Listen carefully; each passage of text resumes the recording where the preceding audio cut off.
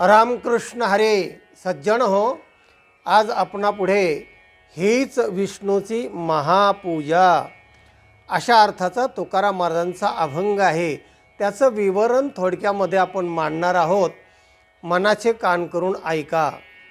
पूजा नवविधा भक्तीपैकी एक भक्ती आहे आणि पूजादिषु अनुरागः इति शांडिल्यः. शांडिल्य ऋषी म्हणतात भगवंताच्या सगुण रूपावर म्हणजे सगुण रूपाची पूजा करणं म्हणजे भक्ती. असा एक भक्तीचा प्रकार आहे, म्हणजे नवविधापैकी एक भक्ती. तेव्हा लक्ष्मीने ती पादसेवन भक्ती केली भगवान विष्णूची आणि क्षीरसागरामध्ये लक्ष्मी पाय चोपीत आहे असं दाखवलेलं आहे. तेव्हा सांगायचा मुद्दा असा आहे की महापूजा कोणाची? विष्णूची. आणि हीच महापूजा त्याचा अर्थ आणि थोडक्यात मर्म काय आहे ते ऐकूया आपण. स्वामी काज गुरु भक्ते, स्वामी काज गुरु भक्ती, पितृवचन सेवापती, हीच विष्णूची महापूजा.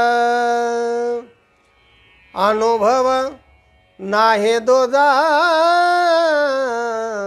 हीच विष्णूची महापूजा.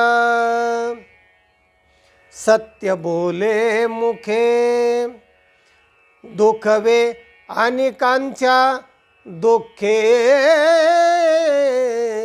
हीच विष्णूचे महापूजा. निश्चयाचे बळ तुका म्हणे तेची फळ, हीच विष्णूचे महापूजा. हीच विष्णूची महापूजा हा शब्द अनुवृत्त करणे म्हणजे काय? स्वामी काज पहिला मुद्दा.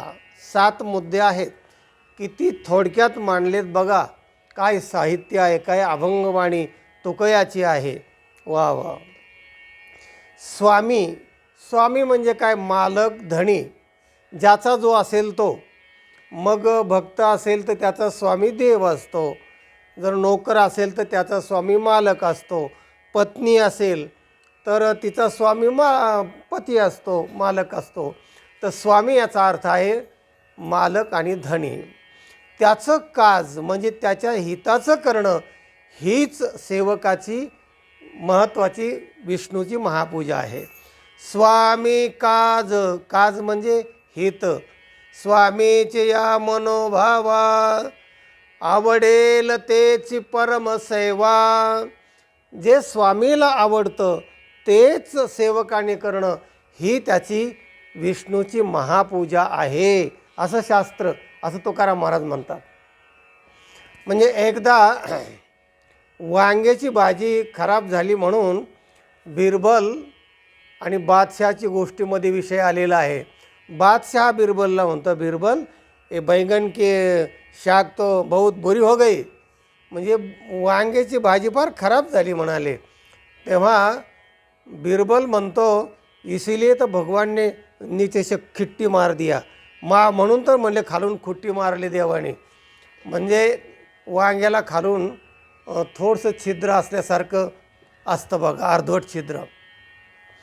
दुसऱ्यावाला भाजी चांगली झाल्यानंतर मग तोच प्रश्न जेव्हा बादशाह आणि बिरबलला विचारला, काय बैंगन की भाजी तो बहुत अच्छी हो गई, तो मला इसीलिए तर भगवान ने छाता उस पर डाला है. म्हणजे असं वांग्याला वरून ते फूल असतं, देठाला तसं छत्रीसारखं असतं. तेव्हा बादशाह म्हणाला, बिरबल एक बार कहता है कि खिट्टी मार दिया, एक बार कहता है कि छत्ती डाला, ऐसा कैसा हो?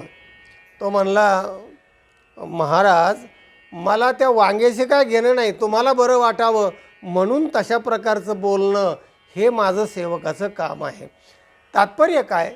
स्वामी काज, स्वामीला बरं कसं वाटेल, काय आवडेल तसं करणं हे सेवकाचं काम आहे. सेवके करावे सांगितले काम, तेथे होतो पण कामा नये. दुसरा नंबर गुरुभक्ती. गुरुभक्तीवर तर खूप आपले व्हिडिओ झालेले आहेत, जरूर ते व्हिडिओ ऐका. गुरुची भक्ती हीच विष्णूची महापूजा आहे. पितृवचन नंबर 3.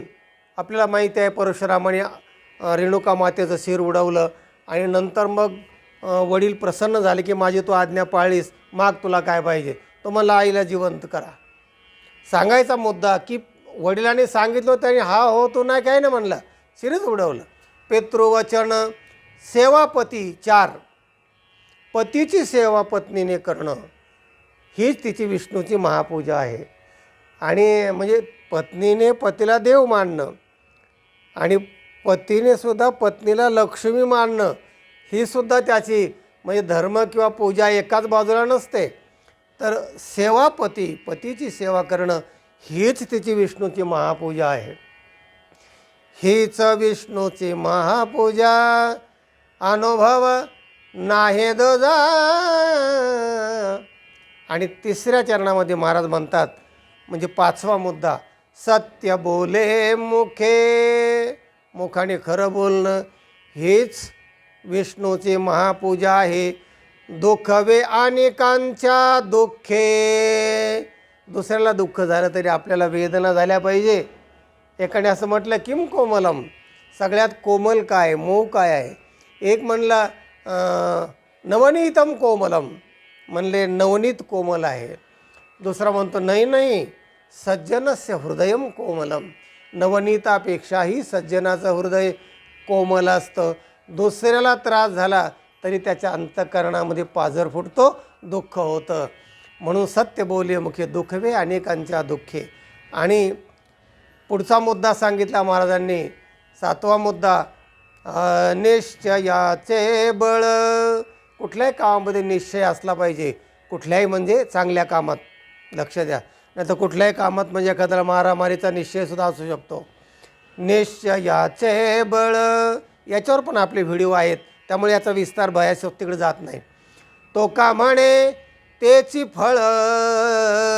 चांगल्या कामात निश्चय करा आणि साध्य प्राप्तीपर्यंत थांबू नका, सातत्य ठेवा, तुम्हाला निश्चित फळ मिळेल. हे 7 मुद्दे जे आहेत ना फार महत्त्वाचे आहेत, थोडक्यात मांडलेले आहेत. याचं विवरण इथपर्यंत ठीक आहे. फार विस्तार भय असल्यामुळे आपण जास्त, कारण याच्यावर अनेक कीर्तनं फार पूर्वी आम्ही केलेली आहेत. असा हा थोडक्यात पण मर्म सांगणारा अभंग आहे. स्वामी काज गुरुभक्ती पितृवचन सेवापती 4 मुद्दे हीच विष्णूची महापूजा आहे. अनुभव नाही तुझा. आता महाविष्णू म्हणजे वैकुंठामध्ये भगवान महाविष्णू असतो आणि त्या महाविष्णूचे सगळे 10 अवतार आहेत. हे 10 अवतार महाविष्णूचे आहेत. मग आपण महाविष्णूची पूजा करायला वैकुंठात जात नाही. आणि महापूजा जी आहे, महापूजा आपण इथे करतो, पांडुरंगाची करतो, इतर महापूजा खूप आपण ऐकतो. पण विष्णूची महापूजा आपण जर करायची असेल तर वैकुंठात जायची गरज नाही आणि अन्यत्र त्याच्या अवताराच्या पूजेकडे जायची गरज नाही. तर हे मुद्दे जर तुम्ही आचरणात आणले तर तीच विष्णूची महापूजा आहे. कोणती? स्वामी काज, गुरुभक्ती, पितृवचन आणि सेवापती हीच विष्णूची महापूजा आहे. सत्य बोले मुखे दुःखवे अनेकांच्या दुःखे, निश्चयाचे बळ तुका म्हणे तेची फळं. असे हे 7 मुद्दे अभंगामध्ये महाराजांनी सांगितले. या मुद्द्यापैकी एक जरी मुद्दा आपण आचरणात आणला तर तुम्हाला महापूजेचं फळ मिळेल, भगवान विष्णू प्रसन्न होतील. लक्षात घ्या. हा व्हिडिओ इतरांना पाठवा, लाईक करा. ज्यांनी चॅनलला सबस्क्राईब केलं नाही त्यांनी जरूर सबस्क्राईब करा. ऐकत रहा, आनंदी रहा. रामकृष्ण हरी.